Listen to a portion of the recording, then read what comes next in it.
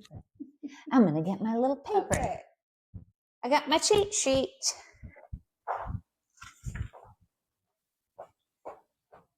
So, yes, we got Jenni Harmon coming on. And me and Elizabeth might have to get real close. I'm going to get a mint. Oh, mints. But anyway, so she was in the Navy. She is an artist. Do you want one or no? I do. I want one. Thank you. Sorry if that's. Yep. Let's see. So we're going to ask her yoga story because I love doing that, and then we're going to do. When did she start painting? I'm going to say again because I feel like she's done it before, or she doodled a lot. Mm-hmm. And then she did this whole thing, and I was trying to decide if it was around COVID. I was telling you earlier, where she like put her wedding dress on again, and she started skateboarding, and now she's doing like wake surfing, I think.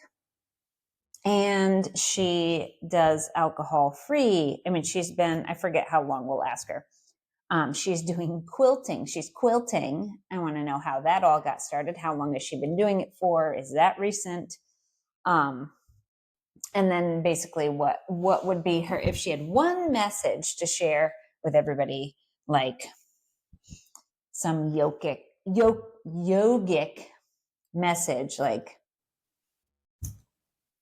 don't forget to breathe or whatever it is. So we got to ask her that. And I'm sure everything else will just come naturally. Oh, I'm going to get my phone too so I can totally stalk her Instagram while we're on with her. Nice. So I can show you, but you can't see.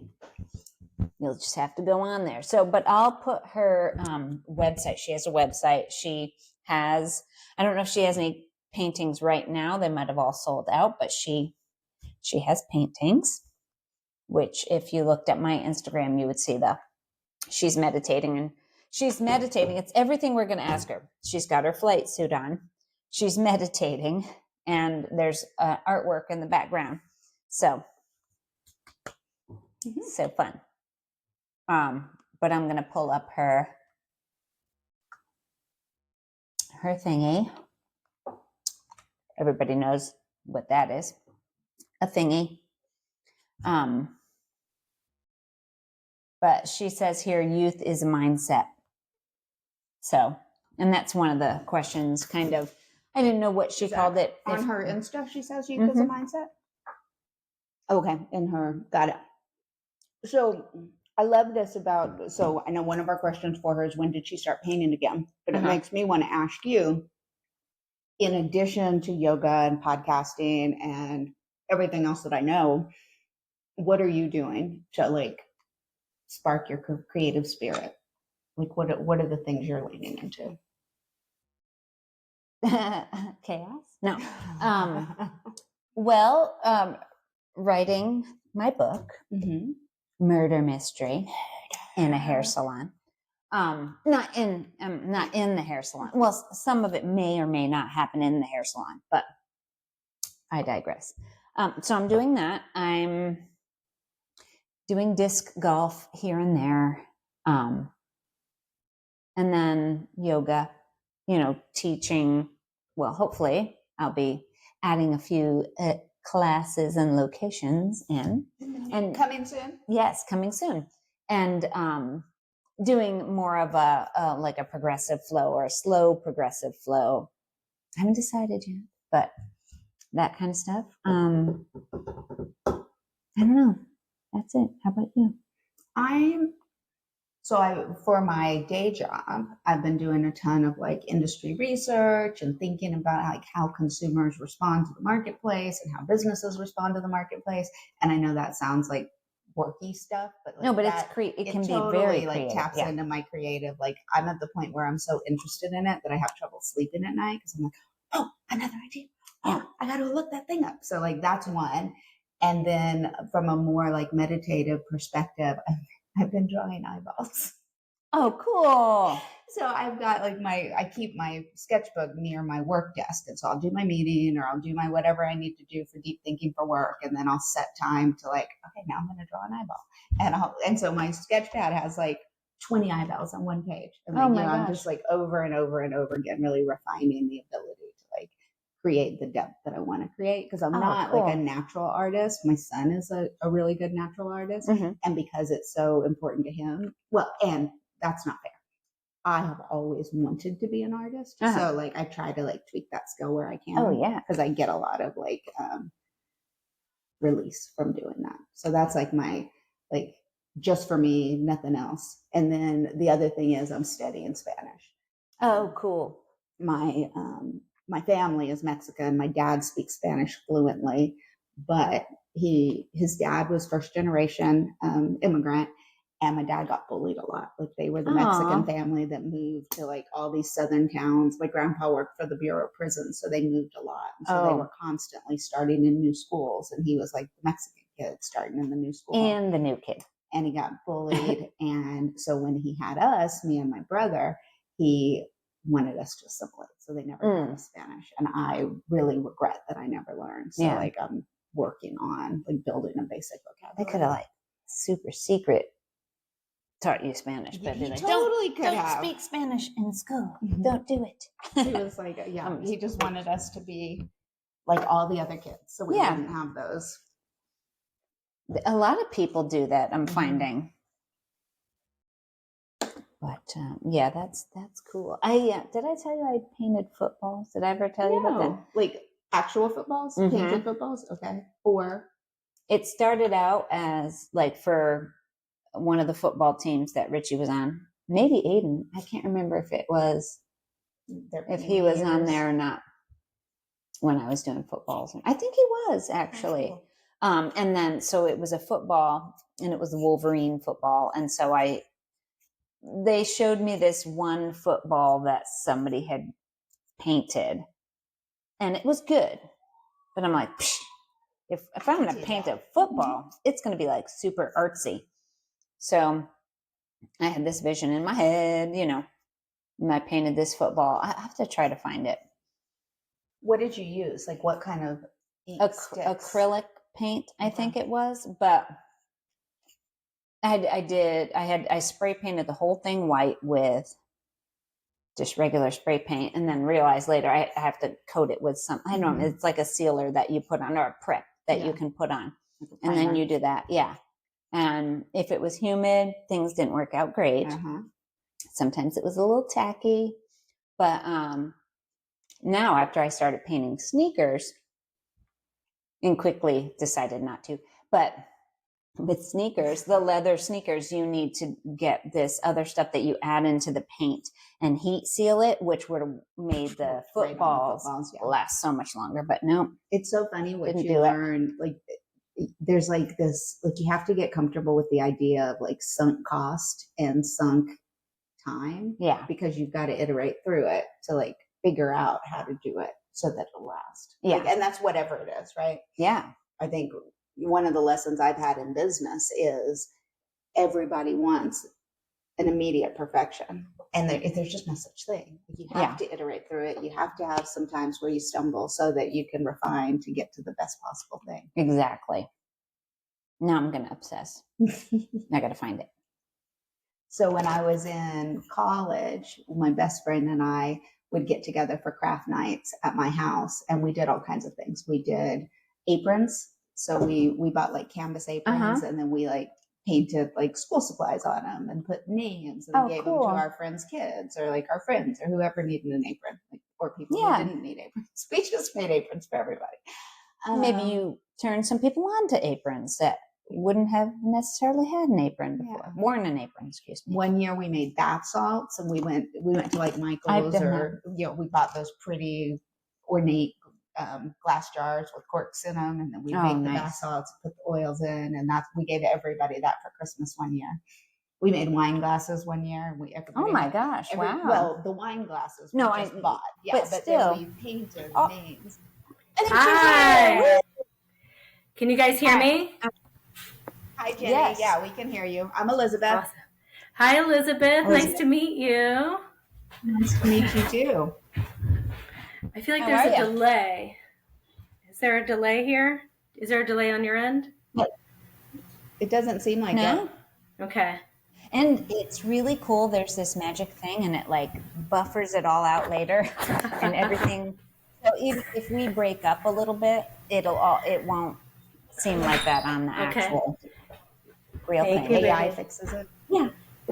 And I leave all this on so that it's unedited and everybody can see what actually is happening. I love it. I don't like to fluff it up. I want all my mess ups on there. Perfect.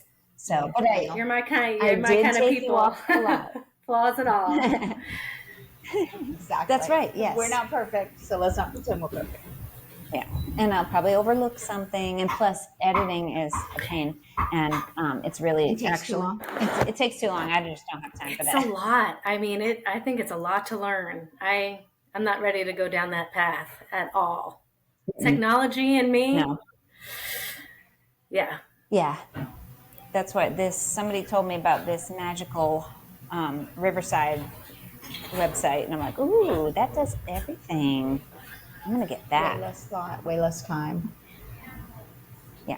So how do you guys know each other? So I took my yoga teacher training at Lifetime, and Jenny, you still work at Woodstock, don't you? Yeah. So yeah. So she comes and she'll do like, are you still doing that kind of popping in? Like we have like these. The little massage kind of classes where somebody comes in and massages. Yeah. Oh, how fun. And then I think you came in and we didn't get a massage. We got fire. You did fire. Yeah. It's a format. It's HIIT yoga. Okay. I love that though. I'll tell you, fire has saved my son. He was choking in the back of my car because I was feeding him grapes. And that fire practice, so there's some HIIT in the middle of it, right? So you're getting your heart rate up. And I mean, I remember thinking, gosh, HIIT with yoga, like, why do we, I don't understand this. Well, he's choking in the back. I see him. My heart rate shoots up just like it does in HIIT. And I was able to come back to my breath. I unbuckled because I had a van then to get out and go and pound his back. And my son was pounding his back and helped him. But yeah. So that's I love that practice. We don't do it. We don't do it at Woodstock anymore, but sorry, I'm squirrely mind. You can keep me on track. I love it. I love the personal stories. My son, when he was 2, choked on a cherry tomato. So like I can definitely relate to that experience. Luckily I wasn't driving, I was holding him. But I looked at him and he was like, yeah, it's scary. And we were at a Thanksgiving table, and at the other end of the table, my friend's mom very calmly said, turn him upside down, pound on his back. And it was like just this angelic, calm voice. And I was like, okay. And like it worked and it popped out. And then I gave him away and I went to the kitchen and cried. Yeah, that's how I mean, he got in, we strapped back in. I had my hazards on and I put the seatbelt back on and I was just like, try. No more grapes in the car. Like what needed to happen was you were calm, focused, and able to act in the moment, and then we react and we feel it, right? But that's our survival instinct. Yes. Yeah. It's cool.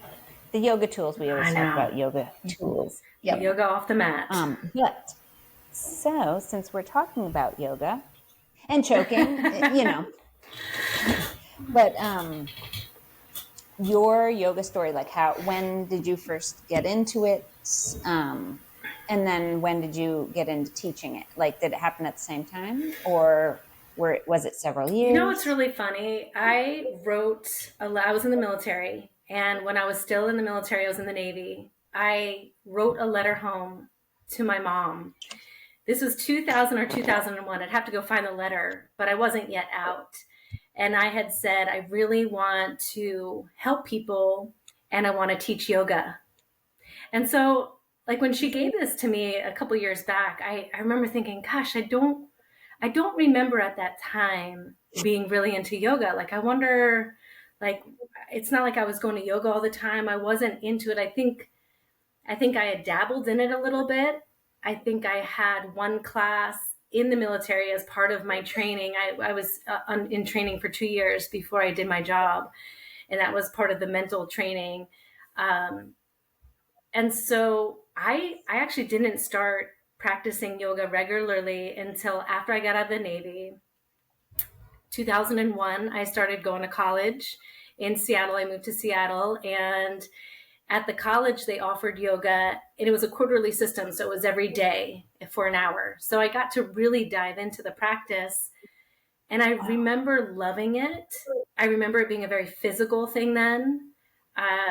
But then when I moved to New Jersey, that was it. I moved back to New Jersey after I got my 2 years at North Seattle College, moved back to New Jersey, and then I went into boot camp classes and all the things that like kick your ass. So, long story short, I was working corporate for about 10 years. They were doing layoffs because they were moving locations. So they laid off 60% of the company, and I was among the 60%. My husband was invited. He also worked in the same company, and we moved to Georgia. So my husband asked, will you please stay home with the kids?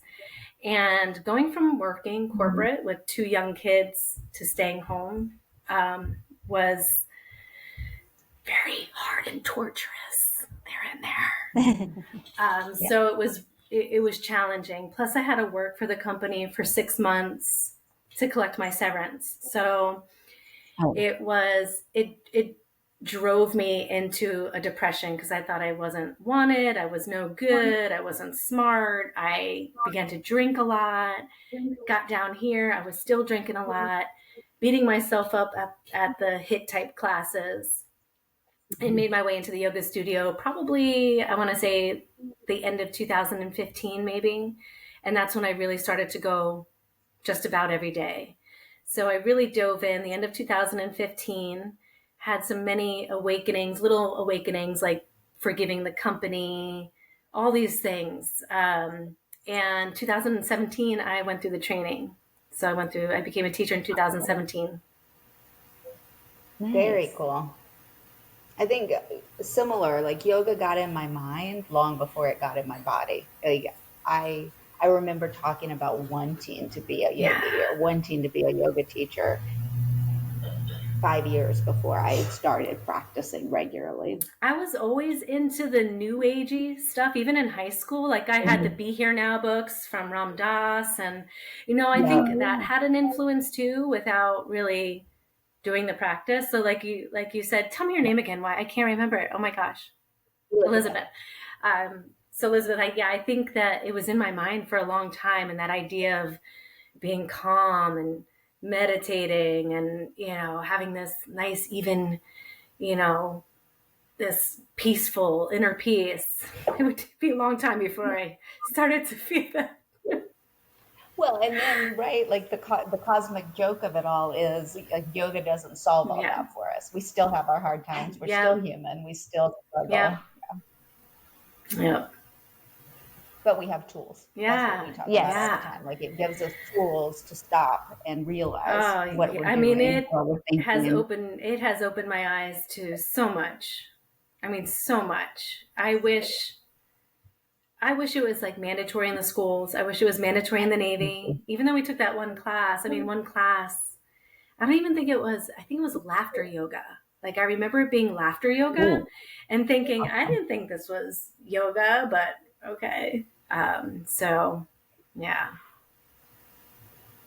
No, I agree. I think we do our entire society a disservice by being so disconnected from our feelings and our, our head, our heart, and our body. Yeah.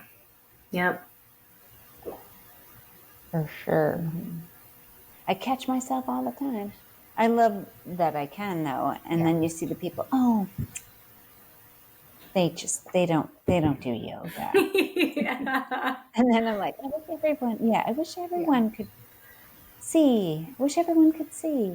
Well, and we've talked about this. Like when people tell me like, oh, I don't like yoga, I'm all like, I have to restrain myself because I'm like, you haven't done the right Yeah. yoga yet. Because Yes. there's a yoga for everybody, Yes. and it'll change your life. Yes. Yes.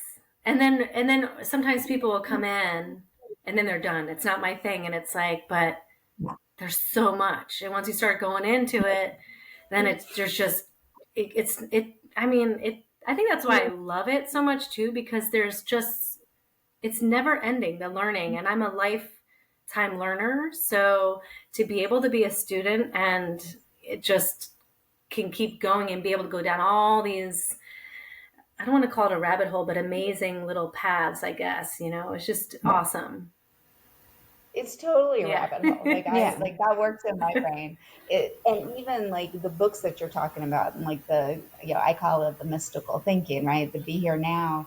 I read it, when I was 18, and then I read it later, and it means something totally different. Like there's always new application for it. And I love his quote about we're all just walking each other home.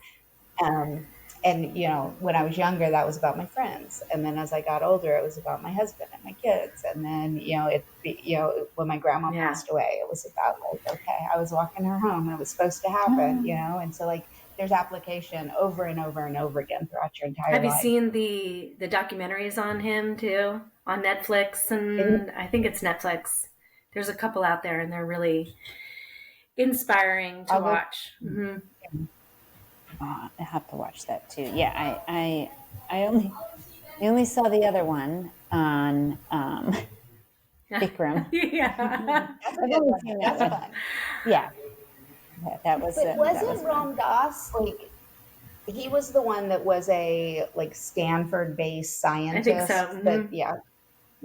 Yeah. I think that story is interesting and too. Then like he was scientifically trained. Yes. And then also, though, just his story towards his death. It's just really beautiful. I used to be really afraid of death, and now not so much. The awareness that I have gotten from the yoga practice has allowed me to witness some really special moments that involve death. I know I look at death much differently now. Yeah. No, I know exactly what you mean. My grandma passed away a couple of years ago, and she was my person. So like when she passed away, I was heartbroken. And through yoga, through like really honoring her memory and letting myself talk about her, like I've gotten to this place where one, I don't think of her as gone. I think of her as, present on a different plane, right? Like she is always going to be with me because she's in my heart. And I don't know that I would have gotten there without yoga. Yeah. Same here with my experiences.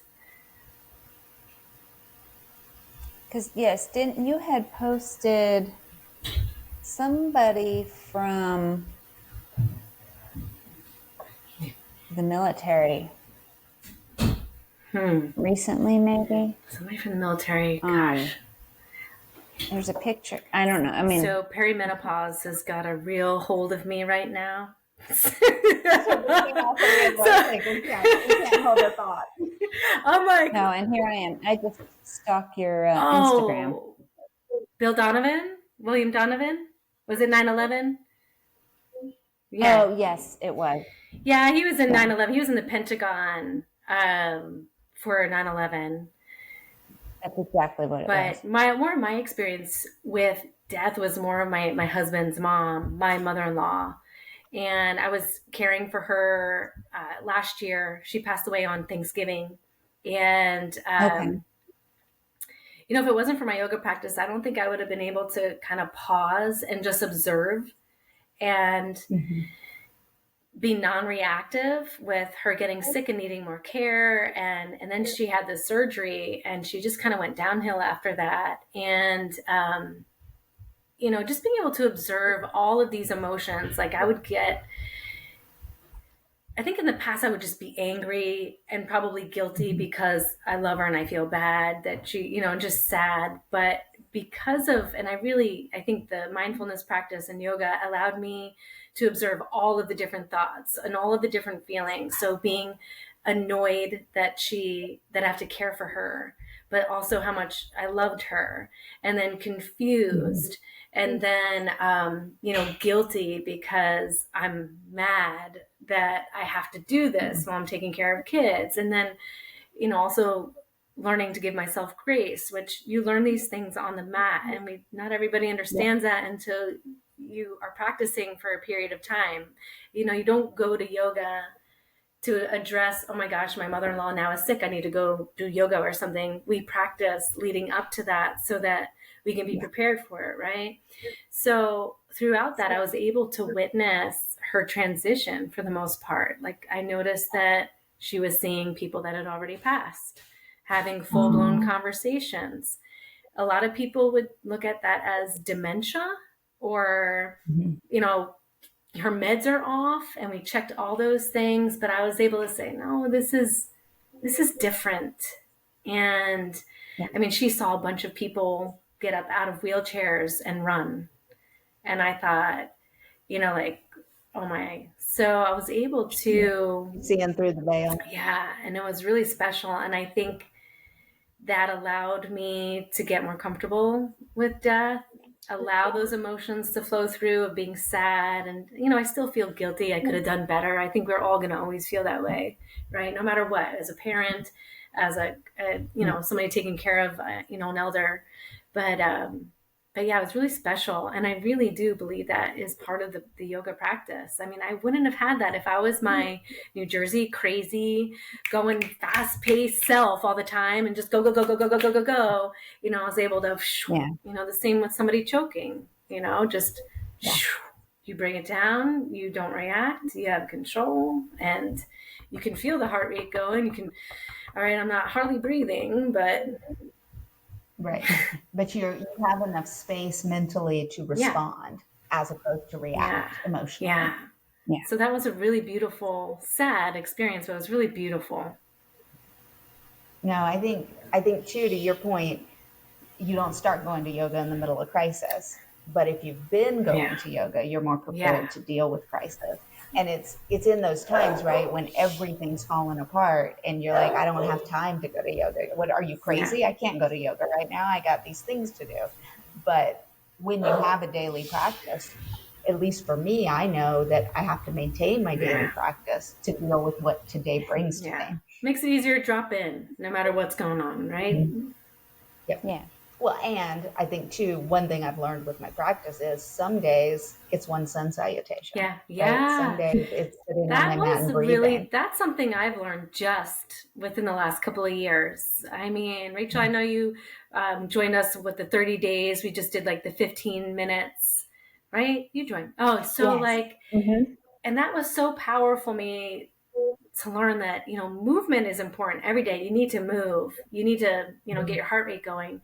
But the yoga practice doesn't have to be the hour. The 15 minutes, 10 minutes, even just sitting for 5 minutes can be so powerful. Yeah, and it still counts, right? Because we're so hard on ourselves. If you don't do the hour and then you hold it against yourself, then but if you do the 5 minutes and you're like, okay, I did what I could. Now I'm going to go on and do the rest of the things I need to do. Yeah, that's such a great point. I really, Very good. Thank you. She's better at it than I am. Like, oh, I'll do it later. And then I'm like, oh, God. Well, we've gotten really good. So like on Wednesday nights before we do the podcast, we get together and we typically move through like the primary series, the Ashtanga short form series. But sometimes, we do the standing poses and then we do a couple of stretches seated. We don't always hold ourselves to every single pose. It just depends on how much time we have and how we're feeling. I need to find a yoga buddy. We need to talk more than we need to move, right? You just come on here. We'll do it. Yeah, I love it. Yeah, one time we even just literally laid on her mat. Sometimes that's what you need, right? I mean, we totally and we had the best of intentions. We rolled out the mats, we stood on the mats. I think we even started in Samasthiti, and then we ended up flat on our backs, just today was. Oh, I love it. I love it. Yoga mats. I love Friendasana, right? Friendship asana. I love that. That's awesome. Oh, these asanas. I always loved when Mila said plapasana. I can't tell you how many times I've used that. I'm going to use that. I forgot about that. I miss Mila. I feel like I haven't seen her in forever, so. Well, she's in Africa I right know. now. So. On a retreat, right? Yeah. It's amazing. Traveling. We're going to Morocco with her next year. My husband and I. Awesome. I can't wait. That's exciting. Yeah, my husband's like, Indiana Jones. And I'm like, yoga. We can go do that. And I'm going to do yoga. Yep. But I don't want to get too far along. Oh, we're still good. I want to talk. I'm looking at your painting in the back. That's why I'm like, I really don't want to ignore this whole thing that you've created. Not just your painting in the back, but like your art. Yes. And you're selling it and all that fun stuff. And I don't know if you saw, I stole your picture and put it on my Instagram. Totally fine. Of you meditating in your uniform. And with your painting in the back. I was like, this is perfect. It's like everything. I haven't seen that. No, I need to see it. Now she needs to see it. But anyway, so I have here on my cheat sheet, I'm like, when did you start painting? And then in parentheses, or I just wrote again, because I feel like this was something either that was just inside of you, but I feel like this is just, now you're like, okay, we're doing this. I've always been creative, and I was in like the Art Honor Society in high school, and so I was always into it. I always would pull out paints occasionally. So even after the military, it'd be like, all right, I'm going to go and pull out some paint, get paint somewhere and paint a picture or paint something for my mom or dad or something. I was always doodling no matter what. So I'm very creative, and I did a lot of writing too. So in all my journals, there's always like pictures and all sorts of stuff. So that was all along. But I always had this desire to have a space where I could paint and just leave things. So I'm trying to think of, I took an art class when I got out of the Navy, when I separated, and I loved it. It was at North Seattle College, and I got into portraits. I'm trying to think back. Gosh, it's been so long. I did a lot of self-portraits because that's what we worked on. So I've done tons of self-portraits with like a Conte crayon or pencil over the years. And then when I was here, I just kept feeling this urge to want to paint. And I put it off for years. I mean, years, just like, oh, when the kids get older, oh, when we have a bigger house, oh, when I have a space, oh, when this, when that. 2019, August, no, it was in the summer 2019. I actually went to a photo shoot for the Dirty South Yoga Festival because I was teaching at the Dirty South Yoga Fest in 2019. And I pulled up at this place in Atlanta. It's called The Bakery, I think. Something, I'll have to look up the name. And it's this co-op in the middle of nowhere. You're like driving in the back roads of Atlanta in the middle of nowhere where it looks like this old warehouse where the paint is falling off and there's fences and like broken down cars, but there's some murals on the outside. And so we had the photo shoot outside, and this was a pivotal day, not just for art, but for drinking. And we can get into that after also.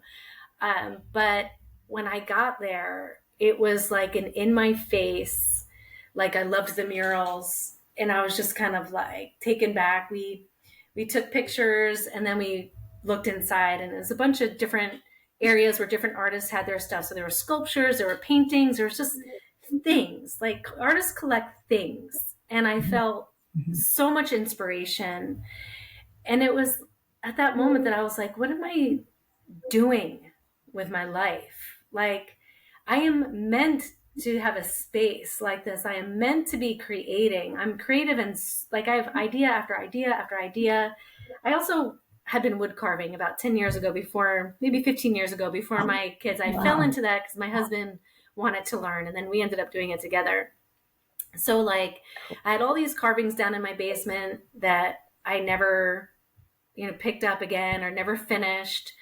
And I just felt at that moment that, one, what am I doing? And then at that same moment I felt like an imposter teacher. Like, what am I doing here? I shouldn't be teaching yoga. I was drinking way too much.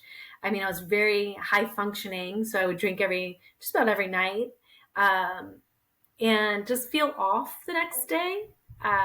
So I never really felt 100%. I felt bloated. I felt like puffy and red. I was looking at all these other beautiful yoga teachers, even though you never know what's going on with someone else's life. I was looking at them like, I am not, how can I go and teach at this yoga festival when I am not even aligned with myself? I'm not doing the things that I want to do. I'm drinking way too much and I'm totally off. Like, I'm so off. So it brought me to this place of like, who am I? So after that, I went to the Dirty South Yoga Festival. It was probably a month after that. And it was day 3 of not drinking. But I went to one of the workshops there with, what's her name? CJ, Carrington Jackson, there's her name, out of North Carolina. And I did this let go workshop. And I remember on the piece of paper that we had to write what we want to let go of, it was alcohol. And it was like anything that's not me. So anything that's not me, I want to get rid of it. We practiced, we burned that piece of paper. And that was kind of like the beginning of going back to my carvings. That's when I started carving again. I did 30 days of no drinking. So I started to feel better. I started to explore a little bit with different mediums. I kind of pulled out some paints, and that was kind of the start of it. And I started living by the word. This word kept coming to me over and over. I think I saw it in a book by Gabby Bernstein or like Spirit Junkie, one of those books. And unapologetic. I mean, I like remember putting a red marker around it, and it was like, that's what I need to live by, is that word. And that kind of unfolded everything. And that's kind of the start of it. So since then, it's been a journey, but yeah, that's got me back into it. And I just kind of dove in. It's great. Yeah.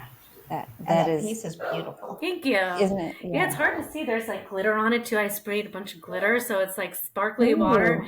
If I could move my computer up to it, I would. But yeah, I love it too.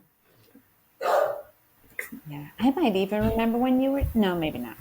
I've been. I watch your journey. So there was a moment, and I don't know if it was back then, that you were like, I'm putting my wedding dress back on.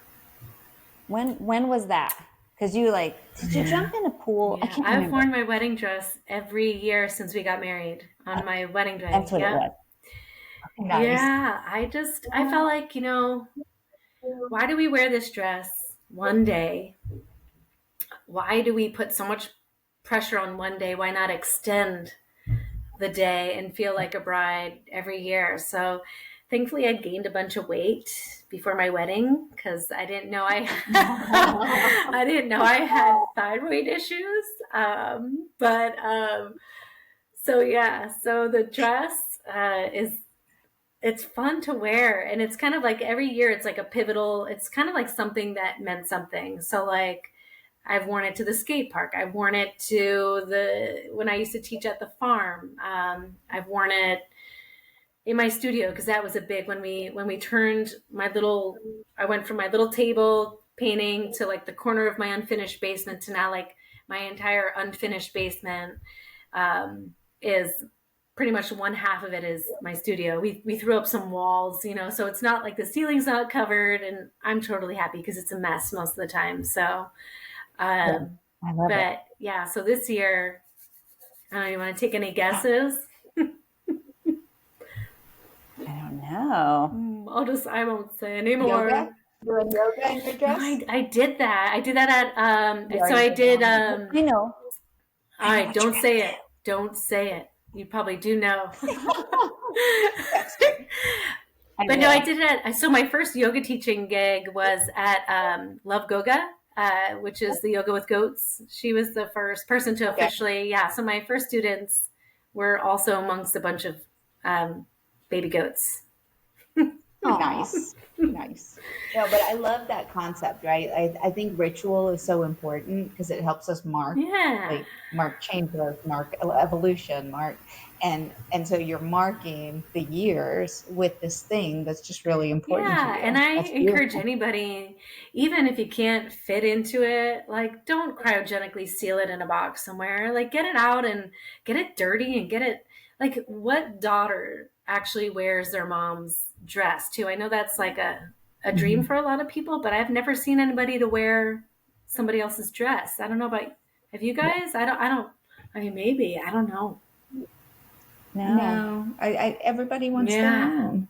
Like, I was not a believer in like the big wedding with the pretty dress. Like I think my dress was beautiful, but it was like an off the rack, like just a little white slip dress with some navy blue Oh, embroidery. cool. And so it hangs in my closet because it's appropriate. Like I could wear Yeah. it to events, but I've never worn it to an event. So maybe this year I'll look for somewhere. Yeah. I mean, even if I just wear it out to dinner with my husband on our anniversary. Yeah. I think it would be fun. Yeah. I think you should do I that. should Yeah. totally do that. Well, and we're really bad about like not even going out to dinner on our anniversary. Because we kind of celebrate all the time, right? Like we enjoy our time Yeah. together. So I feel like we mark the Yeah. weeks. And so when the day of our wedding comes around, like I don't feel this incredible pressure to like, how do we Yeah. make this special? Yeah, we're not big Because on gifts. So it's kind of yeah, like our celebration together. Like, oh, let's go. Like last year, I think we were at the football field with my kids and we were just throwing the football around. Like it was just, nice. fun. It's just fun. Yeah. Time Yeah. together. Yeah. Yeah. Something to look forward to. Yeah. We do, the three of us that live at home, our two older ones have moved out, but the three of us that live at home go to Saturday morning yoga together most Oh, Saturdays. And it makes me so incredibly happy. Like every single Saturday, I'm like, it's just a great day to be I alive. love that. That's so beautiful. That's awesome. Yeah. And then they go to this And then we go to coffee. coffee after, and they have the most yummy things Aw. that are gluten free. How old are your kids? Yeah. So the one still at home is 18. And so we're a blended family. Braden was, I brought him into the marriage. And then my son had Avery, who is 21. She turned, Husband. my Oh, husband, you what said did I brother. say? I mean, your son. Oh, okay, no, No, no, no, grandkids. My husband brought two into the marriage. So Avery, our daughter, is 21. She turned 21 last Thursday. And then our oldest is 23. Awesome. That's so awesome. I hope Turning that's where we 24 are as soon. like I hope my boys will practice with us. It so I didn't force it, but I offered Yeah. it. And when Braden especially was really little, it was our fun time together. Like we would when it was just me and him before I got married, we had a spare room in our apartment and it was the yoga room. And so like every day we would go sit on yoga mats and that's where we would talk and play and just do our Yeah. thing. So it's kind of been part of his life as he's grown That's up. awesome. And now like it's just what we do. That is awesome. Yeah, I mean, you can't force anybody, especially our kids, right? They don't like to listen to us. So, but if you show them the tools, I think eventually they're like, mom did that. Like mom does that. And yeah. Something about this Yeah. works, I right? have to remember that. I have to remember that. Well, and we talk about it, right? Like I am a different mom when I'm actively practicing, right? I'm a different wife when I'm actively practicing. And we talk about like, my husband will be like, I really think you need to go to yoga today. Like you are obviously stressed and I know you feel busy, but how about you go make that 5:15 class? And so it's just it's part of our vocabulary in our house. So like, I hope that what they grow up with see is that. the knowledge that there are tools that can help and that none of us are perfect, right? Because I feel like what I assimilated from my young life was that the goal was to be perfect, to always do it right. And that didn't work. we have similar conversations, but sometimes it's my husband saying, "Oh my gosh, did you guys work on hips today a lot?" Because I didn't even notice it early on, but he says I get nasty sometimes.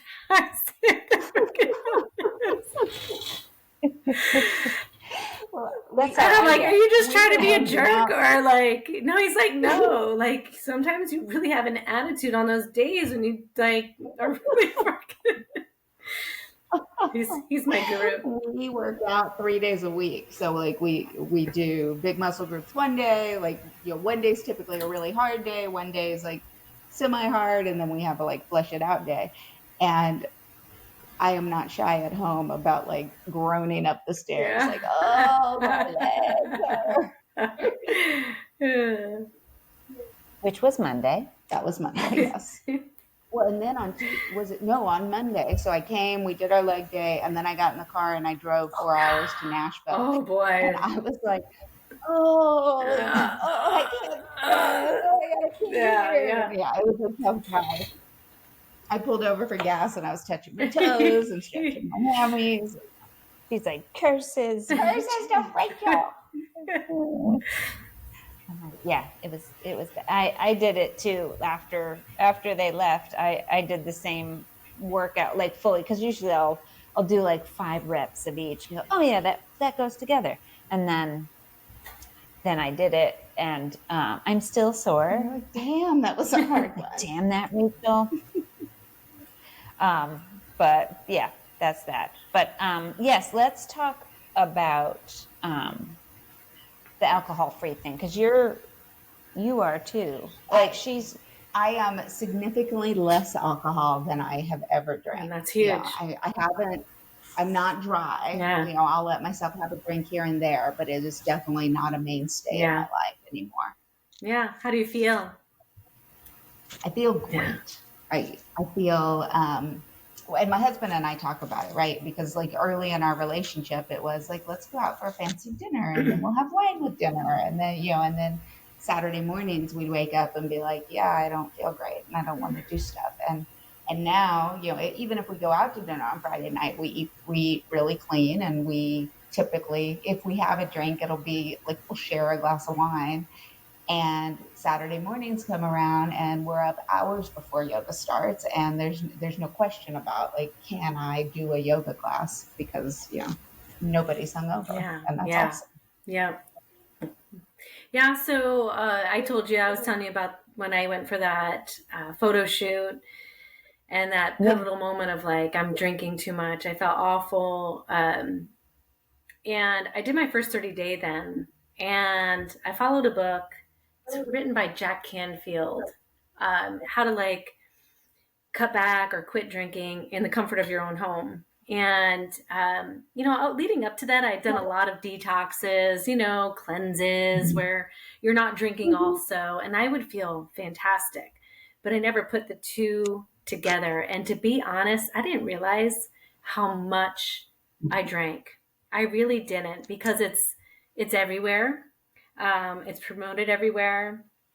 And it was a way of living in the military, to be honest. It was, we drank heavily. And not to mention, I was the first female in-flight technician in my squadron. So I think I had something to prove. And that included not only my work, but my ability to keep up with the guys. And so I didn't even notice this. So I did my 30 days. It really opened up my eyes, because this book challenges you to question certain things about alcohol, about why you drink, about what you want to do with your life. And so every day I would do the journaling, I would read that day, and I really loved it. And I felt so much better. But I'm not sure, that was about the time after that, when I started living by unapologetic. So I think my focus turned more onto the things I want to be adding into my life, like the painting. I think I tried to cut back, and I might have done okay, but I was focusing on the painting and doing all these other things. And then COVID hit. When COVID hit, that I was like, I know a lot of people had a really hard time. For me, that was like deployments in the military. That was like, I got this. I can handle this. I am, I whatever. And thankfully I have a really good marriage too. I think that, if we didn't have a good relationship, it probably wouldn't look the way it did. But yeah, every day became, USS backyard with the drinks, and just escalated, and tolerance grew. And, I didn't want my kids to see me drink. So a lot of times I would take shots of bourbon. Um, and what I found is, and I'm not encouraging anybody to do this, but what I found is I wouldn't have hangovers if I just stuck to one drink. So my body would process it really quickly. I think that's a really bad sign too, but you know. So so yeah, COVID hit, and at that time, again, the unapologetic, doing all these things, learning how to skate. All of a sudden, I'm opening up my eyes, like, oh my gosh, like I want to live. Like I'm tired of sitting back and not doing the things I want to do. So I just had a different focus. And then I started waking up at night feeling guilty, feeling like I'm drinking too much, hearing the conversation in my head on the mat, feeling, again, like an imposter yoga teacher, and decided to do, maybe, what was it? A sober summer. And I decided to test it out online. Let me ask Facebook. And I think I knew what the response was going to be. So I think I knew I was going to get fed the motivation to do this. So I said, hey, does anybody want to join me for a sober summer? And like the 100 and whatever comments of like, you're crazy, you're out of your mind. Like, so I was like, all right, this is hard for everybody. So I'm going to do this challenge. And so I did it, and I ended up going about 6 months, and I felt great. Like I documented my journey. I felt amazing. I read the book, This Naked Mind, which is it opened my eyes to the truth of alcohol. And once you start to learn some things and you start to look at it with a different perspective, it's one of those things that once you see, you can't unsee. So, so kind of started moderating, and got back to, heavy drinking again, and knew I needed to make a change. So I decided, let me do a year. Well, a year was about 7 months, but at this time now it's kind of coming together, like this awakening of this midlife, doing things I want to do, but also really learning about alcohol and knowing I can't say forever. I'll never call myself an alcoholic. I don't like the word sober, but I'm really going to work towards this to understand myself more and unpack and uncover all these things that are underneath that blanket of alcohol. And I didn't make it a year. I did about 7 months. I had a couple of drinks of wine, a couple of glasses of wine.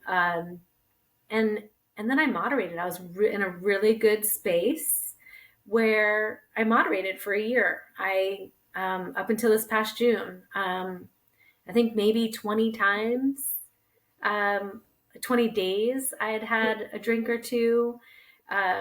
It wasn't like I might have had too much, maybe 1 or 2 of those nights. Like it wasn't anything what it looked like.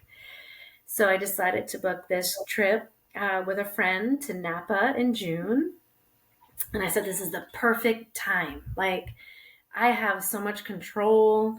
I don't care about alcohol as much. I don't think about it. I don't really have cravings. My cravings are more of like triggers, like, oh, when I'm like in my 80s and having a glass of wine, like, all right. So I didn't really have cravings anymore. But we went to Napa, and, those few pours that would have not gotten me drunk got me. I was loaded. I mean, I was loaded. I wasn't used to drinking wine, but it's not like I had the huge pours at all. It was just like, Right. And I just kind of sat there in this beautiful area of Sonoma, and the redwoods, and I was thinking, what am I like? I'm not here for the wine. It's not about the wine anymore. Like, I want to be in the nature. I want to see the redwoods. I want to get a sweat. This isn't what I want anymore. And so July 1st, we got back, and then I found that I was like, oh, let me have a beer at the pool.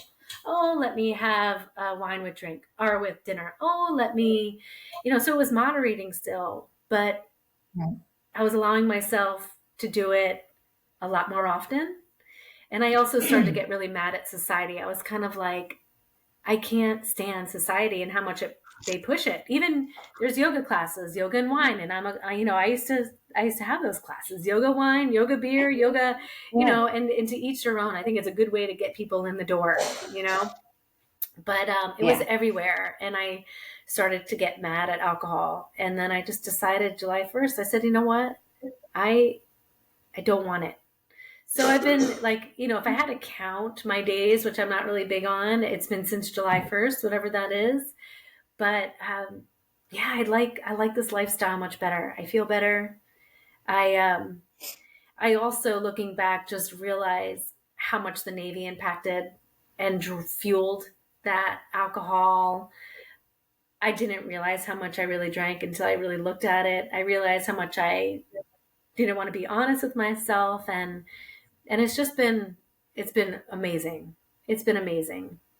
And I think cutting back even is huge, Elizabeth. I mean, it's just like Yeah. you don't realize until you cut back or not do it how much energy it was taking, Absolutely. Yeah. And you brought up clarity, like clarity of Mm-hmm. mind, sitting in nature, appreciating nature. I've definitely experienced that. Like, it feels really good to be really present for all the activities we Yeah. do, as opposed to having that like It's numbness. hard That, though. and It's hard. It's one thing I realized at one point was, like, I have a little bit of social mm-hmm. anxiety, and at some point in probably college, I realized that I could drink that social anxiety away. So then I had been using it for all my adult years of like, oh, I have to go be around people. I'm going to have a Yeah. couple glasses of wine, and then I can be the fun one. Yeah.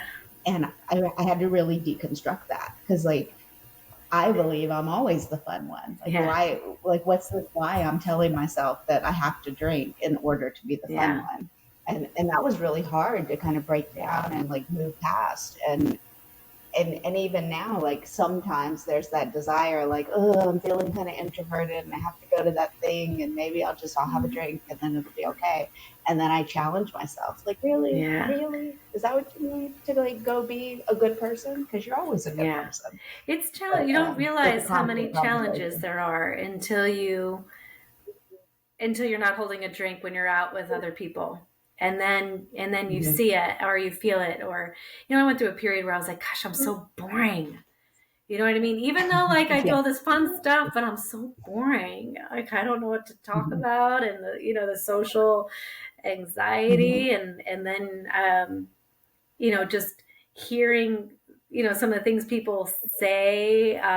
You don't realize how much people even talk about alcohol, and hate, to each their own. Like I know a lot of times Yeah. people are afraid, like, oh, she doesn't drink, like, and in the beginning it's Yeah. hard, but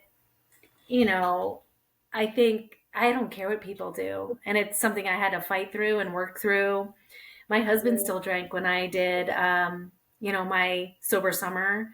Yeah. Wow. When I tried to do the year, and sometimes I'd come home and I'd be like super annoyed because he was having a glass of wine, casually just having Yeah. his glass of wine, and I would get so pissed off. But I started to change my perspective on how I looked at it. I looked at it as I can't stop the rest of the world from drinking, and it's going to always be there.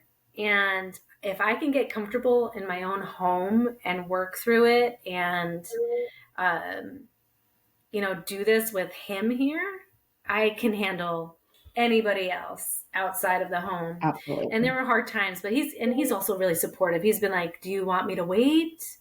If you don't want me to bring anything in, I won't." And it's, so he's been really supportive. But Oh, yeah. there's been a couple of times in the past where I'm like, please don't order a drink when we're out. Like, please just, like, support me. But Yeah. I'm way beyond that now. It's taken a lot of work, but yeah, I'm happier. I feel like I'm more present. I feel better. Um, Yeah. clarity? Well, so two things are jumping to mind. Like one, it's mind-boggling to me what finding out that someone at the table is not drinking does to regular normal people. Like people get real uncomfortable when they're like, "But why aren't you drinking? Why are you drinking water? Why?" Oh, but hold on, I'm not. Like people are uncomfortable with it. And in the beginning, I found myself like that pleasing behavior was cropping up. Like maybe I should just order a glass of wine so everybody like chills out a little. And then over time, I had to get real comfortable with like I'm cool with them drinking. It doesn't bother me to have drinks at the table. So if I'm going to choose to dine with people, then they need to be the people that are okay with letting me be me too, right? So that was definitely something I had to think through. It's amazing though how people are like, "Ooh, what happened?" And you're like, "Yeah, right." Like I just looked at what I was sometimes doing I and just I figured out I want to be like, well, I was a really high functioning alcoholic that couldn't control my like I wanted to like exaggerate, which that might be true too. I mean it very well, but I will never call I'll never call myself. I don't like the word alcoholic. Maybe one day I will. I'm getting better with words like sobriety but it's amazing, and I think people start to look at it, and some people don't even see it, and it's okay. I mean, sometimes I'm like, man, life was so much better when I was completely unaware of so much stuff. I think that all the time, not just like, alcohol, but everything. It is to not think about everything. Yeah.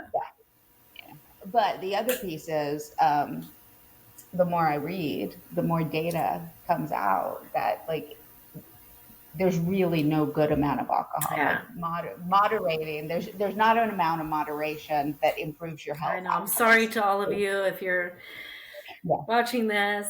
Well, I'm still but I was drinking nightly, and I was like only at one point, and it was during COVID where I was drinking like it was like 2 glasses of wine. It's great, and my husband too. Oh, we're gonna have our nightcaps. We're gonna have our nightcaps. Yeah. It was like our cool thing we did. And then more and more, I'm like, I just don't like my intestinal tract is not right, and I'm like, oh, it can't be that. And over you've watched me, and I'm incrementally less and less and less, and that also the other problem is too, I hate throwing up, so that's good. It saved me from blackout drunk nights. I don't know, but I knew my limit to where I would feel really crappy. Joke was on me. You still aren't feeling fabulous the next day when you have 2 glasses. Now I know that because now I've kind of incremented down to I'll drink on the weekends, and if I'm really having a weak moment, I'll have a drink midweek. And so I'm there now. Yeah. That's my jam. Yeah. And the difference in my clarity, the difference in waking up in the morning and my intestinal issues have really gone down. Yeah. So. It's shocking like what it does to your body to just like get that one thing out.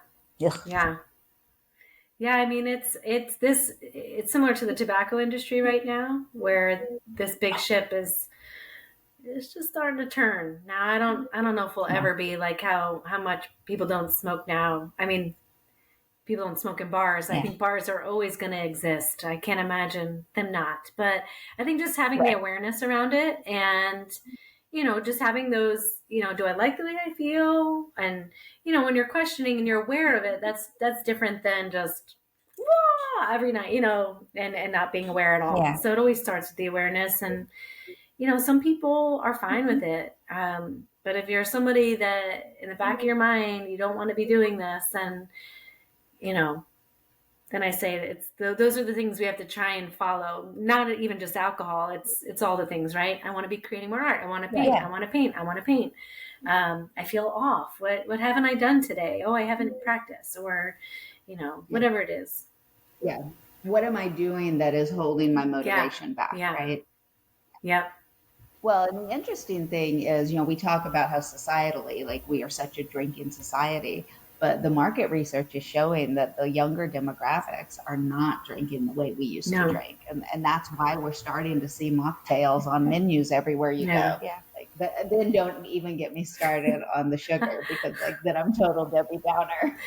I There's know. no good silly done. Drink water. And sugar is more addicting than cocaine, I think I read somewhere. And I have still the effects of moderation from all of the ice cream because that year that I did moderation, I was like, I'm gonna eat whatever I want when I want.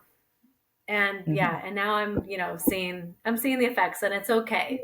It's okay. It is okay. Yes, it is. I know. I'm like, if I'm going to have ice cream, I'm going to make protein ice cream.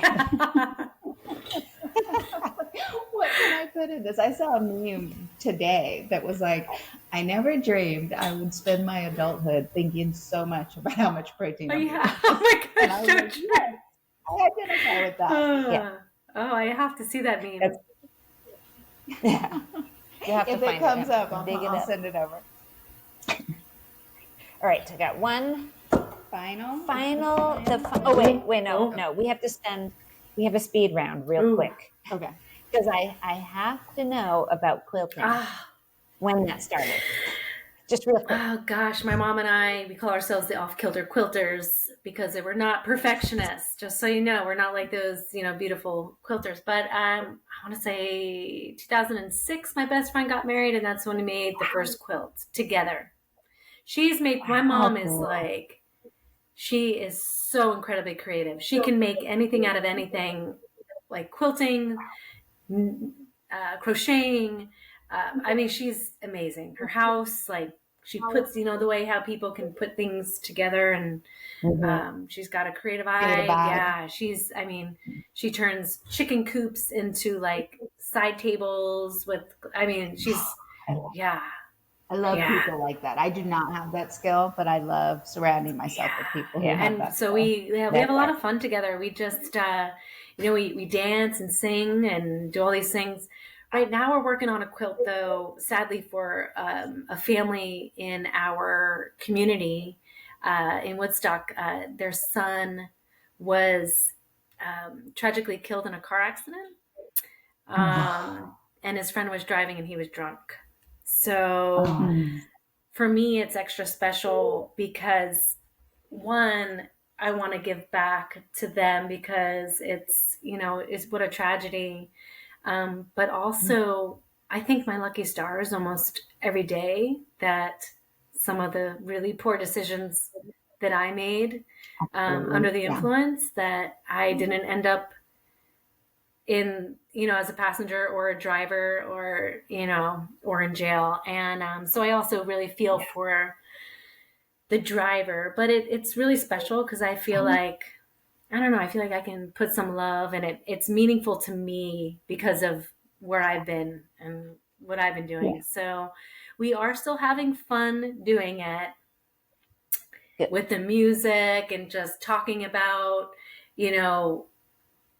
we didn't really know him, but just talking about what my friends talked about this kid, and just trying to bring joy to it, to know that it's going to be that energy is going to be on with his family. So I hate to. I'm sorry if this like brought it down, but it.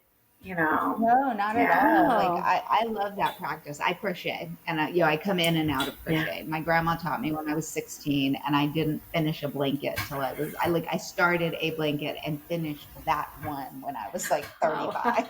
I've never finished anything crocheting. My mom taught me, and I've never. And I sent it to my grandma. So it was actually her mom started the center square.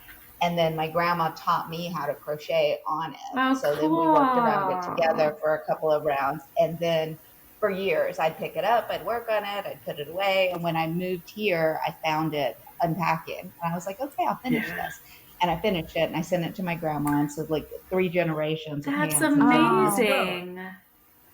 But I think I call it meditative quilting, or what meditative crocheting, right? Like every stitch, anything with our hands. Whoever I'm making it for, I love you. Yeah. I love you. I love you. I love you.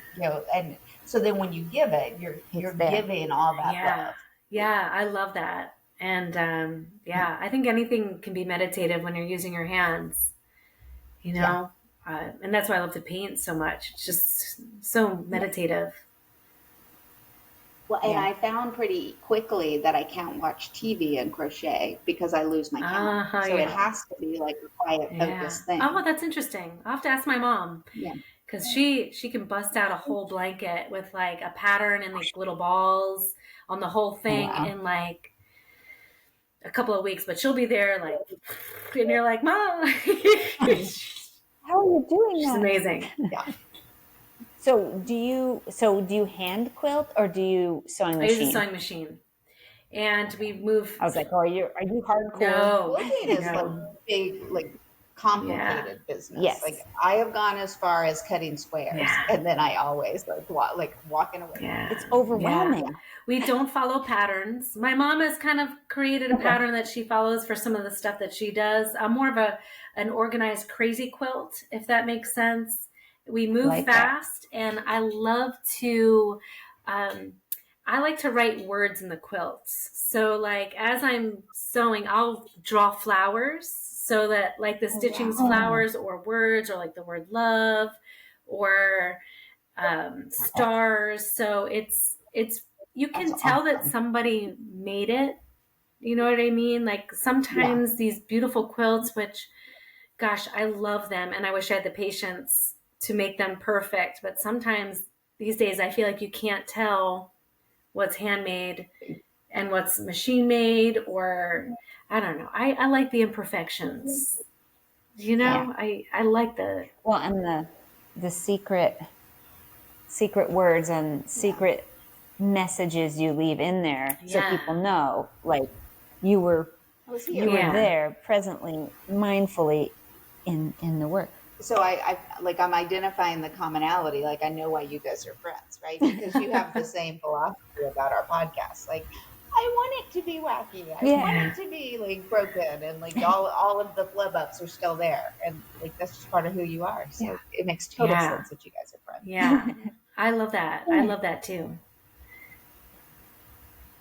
Yes, that's why I have her. My art piece that I bought from you is full circle. Oh, yes. I was trying to think of which one it was. Thank you so much for supporting me. Right now, I'm at a point where I'm not selling. I was going to ask you. I'm working on a book, and I know you are too. So I wanted to ask you about that. And I've written several books.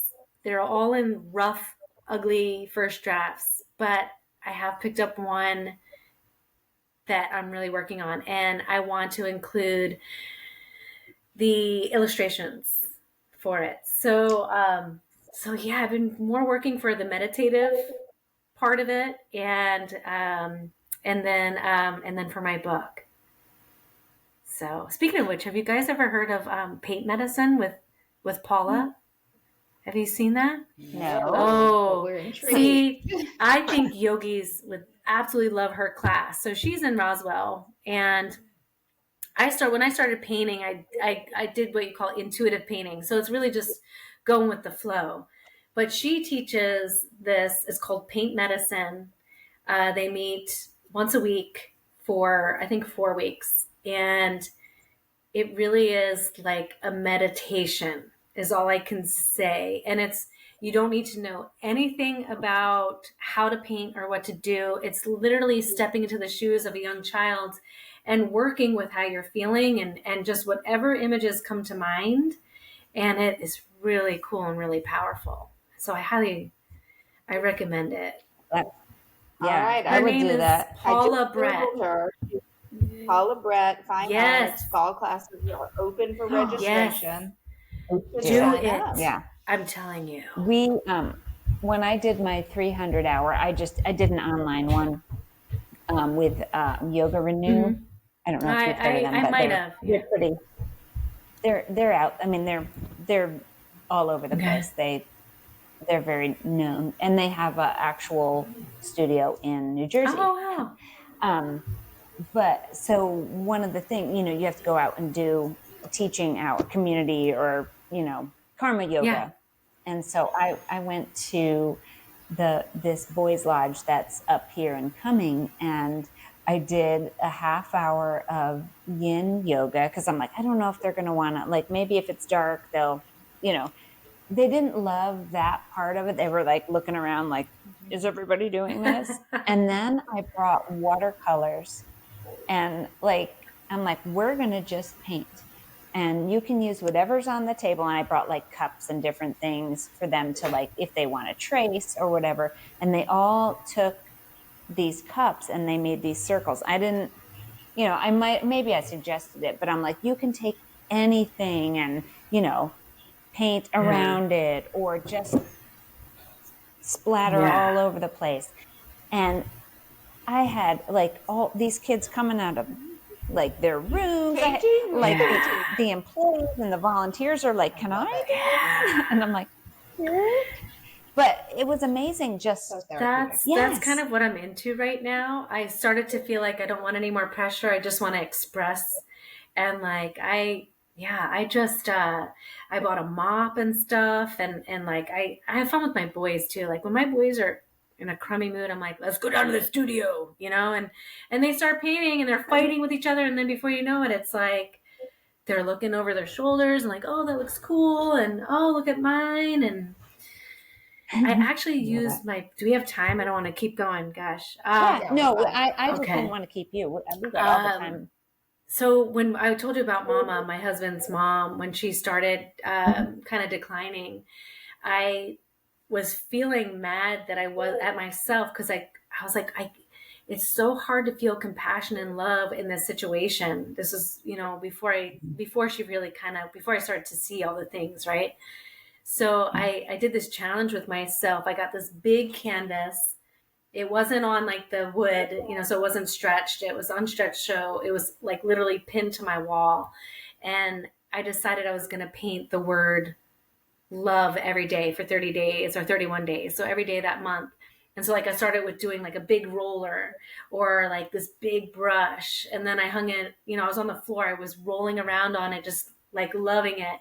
And I just, for 30 days, I just wanted to paint the word love and like feel joy. And it was like, I really, by, maybe that first week, the second week, I really felt like the love, like it kind of burned off all the anger. And then after that, like second week, that's when I started to see those little signs from her. And so like, I was just in this place of love. The interesting thing too is I wasn't sure what I was going to do with it. Initially, I wanted to rip it up into a whole bunch of different pieces and maybe sell little pieces and like, I love you to pieces and everybody has a little piece of this, you know what I mean? So I thought that would be cool. But for some reason I was like, you know what? I think I want to hang it on. I want to stretch it and just have one big piece. And so I went out, I got the wood, and my husband and I, we did it for the first time. I've never done that. We put it up onto the wood, and, I looked at it and I was like, awesome. This is great. And the next day is when she passed away. Isn't that like, I decided to keep it whole because of like the lessons that I learned. So I thought that was really cool. I thought it was really neat. That is. I love that story. But yeah, it was now I want to do like a big group project and do like group. I don't want to say group love, but like go paint something like in some big area. I don't know if you can use like water. You can probably use watercolor or I mean, if you use acrylic, dries pretty fast. So I mean, if everybody does a piece on it and does their own thing so that, it's their own thing. And then you don't worry about what it looks like. And sometimes a blow dryer, like blowing it, or if it's in the sun, it'll dry fast. And although it might dry the paint out too, but there's all different, you can use tempera paint, but the tempera paint, if it's mixed with water, it will spread. So once it dries, like sealing it. You can't let it be out in the rain. No. Yeah. Yeah, now I'm gonna have to think about this. Yeah. Come up with like that. Well, and I was looking at Paula's website. She does virtual classes you can do online as well. Ooh, I would go to her okay. studio if you can. I mean, it's all the way over here. Well, yeah, I mean, it's really a nice vibe. Yeah, not far. It's well, I love art. I am not an artist, but I have a long history of overthinking, so I get wrapped up in the supply problem. What do I buy? Yes. What paints do I need? What brushes do I need? What canvas do I need? Like, and I can iterate there. The for paint medicine years. is not create a painting class. It is to Okay. get beyond that barrier of I'm a perfectionist. That's one of the things, Yeah. and that I can just paint for the joy of painting. That I don't, and once you get into it and you start, it's almost like you said, the meditative when you're crocheting, exploring and putting yourself in, and I like to say this, in the shoes of a kid. When we were kids, none of us had problems with creating stuff. It's like the older we got, all of a sudden this little voice in our head that we're not good and that it has to look a certain way. And it's really just painting. It's just playing and exploring and taking even, like my pod case and just going through the paint or back of the brush or a mop or your hands or folding the paper or taking another, it's an exploration. So if you look at it that way. I was at a business conference this week, and yesterday we had a speaker come in, or we actually went to him, but he was a artist out of Florida. The last name was Wahl, Wahl. And we walked in, we sat down, getting ready for him to speak to us. And he turned on his PowerPoint and music, and it was U2, A Beautiful Day. And then right in front of us, over the course of like 4 minutes, he proceeded to paint blank canvas to Bono's face. Oh, I know what you're talking about. I saw that. And the whole time he's talking, he's saying exactly what you said. Like, when we are children, like if you ask a room full of 4-year-olds, how many of them are artists? Every single one of them will raise their hand. But if you ask a room full of 40-year-olds, like maybe one person will raise their hand. And like, when did we lose that? And how do we get that back? Yeah. It's so much more fun, for me anyhow, and that's kind of where I'm coming. Like I started doing these paintings, the beach, and I loved the one, and I'm like, let me recreate this. I do it like this, and let me do it like that. And I had all these ideas, but there was actually a lot of pressure, and I didn't like that pressure. I want to be free to paint when I want to paint it. And so that's kind of where I'm at right now. Maybe I'll come back to it, maybe I'll put stuff out there. I don't know. But right now I'm back at that space of I just want to be a kid playing. Well, and it sounds like your quilting gives you that. Yeah. So like you're still feeding that piece. Yep. Yes, for sure. All right. Well, we're on the last question, and it should be a quick one, if I can articulate it properly. So, as a yogi and going through like being able to use what you've learned on your mat, what is like one thing that you would pass along to someone who is asking for advice? Like maybe a tool that you've used, or maybe something like what we were just talking about. But like, what would you say? Like just one of the things you would maybe be like, this always worked for me, or something. I think knowing that we are our best teachers and we have all the answers that we need. It's really hard to believe in ourselves sometimes. But once you understand that you really do have all the answers, if you can just find whatever it is that you can hear your own voice. So we have all these voices, right? And I said this before, society, what our friends think we should do, what social media thinks we should do, what the news thinks we should do, what school thinks we should do, what our parents, what our children, all these things. But if you can find the thing that helps you find your voice, whether it is yoga, which I personally think is something, because you're also moving your body, you're moving the energy.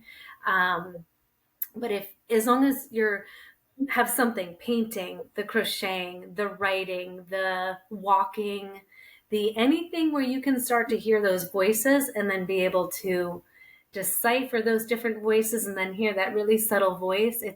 That's the voice, because that voice also will match like your intuition, and you get that voice becomes louder, and all the other garbage, not that it's garbage, but for us it's garbage, right? For each individual person, it goes away. So I think if we can just learn to listen to that really subtle voice and let it come up, it will never guide us wrong, and it won't always make sense, sometimes when we listen, but being able to say, oh, I didn't listen to that voice, or this is what my voice is saying, I need to do it. And then looking back and saying, wow, my voice was right. Or, yeah.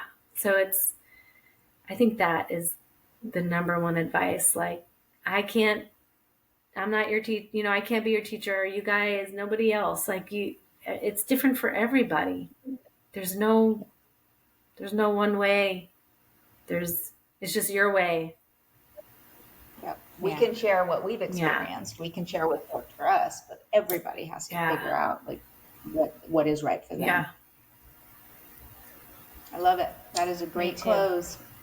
It is. And thank you so much for coming on, and hopefully maybe you'll come on again. Thanks so much for inviting me. It was so fun. I mean, I love talking to you guys. It was a lot of fun.